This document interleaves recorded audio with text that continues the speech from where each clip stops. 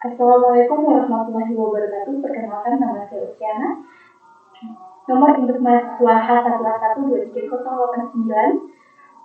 Kelas E, jurusan Ilmu Hukum. Di sini saya akan mempresentasikan tugas teknologi informasi. Soal pertama, dalam Central Processing Unit CPU terdapat 4 komponen utama. Sebutkan keempat komponen CPU tersebut dan jelaskan fungsinya. Komponen pertama ada unit kontrol. Unit kontrol yang mengatur jalannya program komponen ini tentu ada semua di CPU. CPU bertugas mengontrol komputer sehingga sinkronisasi yang terjadi di antara komponen bekerja dalam menjalankan fungsi operasi, termasuk tanggung jawab untuk kontrol ialah mengambil perintah, instruksi, dan memori utama dan menentukan jenis instruksi. Komponen kedua yaitu register. Register adalah perangkat penyimpanan kecil yang memiliki akses kecepatan yang cukup tinggi yang digunakan untuk menyimpan data dan instruksi yang sedang diproses.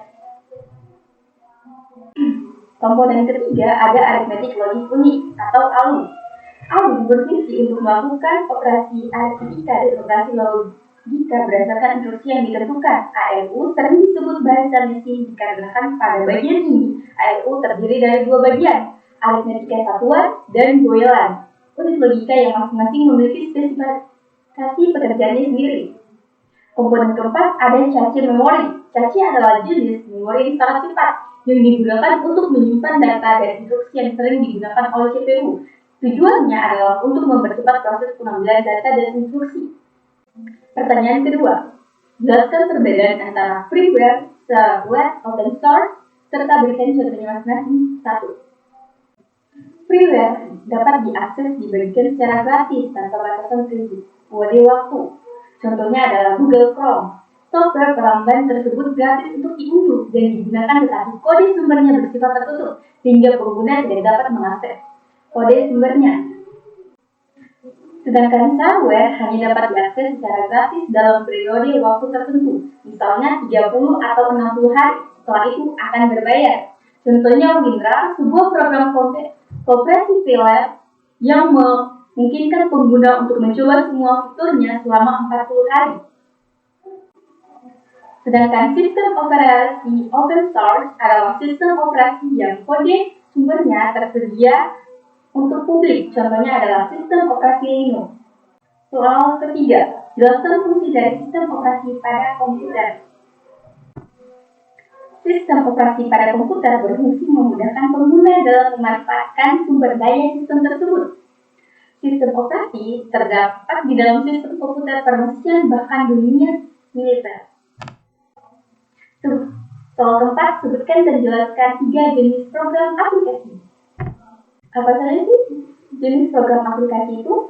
Ada 3 jenis. Yang pertama, 1 word processor. Program ini dirancang untuk membuat, mengedit, dan mencetak dokumen teks. Pengguna dapat memformat teks, mendapatkan gambar, membuat tabel, dan melakukan berbagai tugas lainnya terkait dengan pembuatan dokumen. Yang kedua, ada spreadsheet. Program ini dirancang untuk memanipulasi data dalam bentuk tabel. Pengguna dapat melakukan kalkulasi matematis, membuat grafik, dan menganalisis data program. Ini sangat berguna untuk tugas-tugas yang melibatkan angka dan perhitungan, seperti pembukuan dan perencanaan keuangan. Yang ketiga, ada presentasi.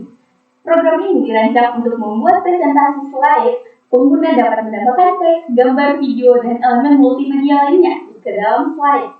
Program ini biasanya digunakan untuk presentasi bisnis, kuliah, atau seminar. Soal kelima, jelaskan bagaimana kerjasama antara prosesor dan memori dalam mengolah data pada komputer.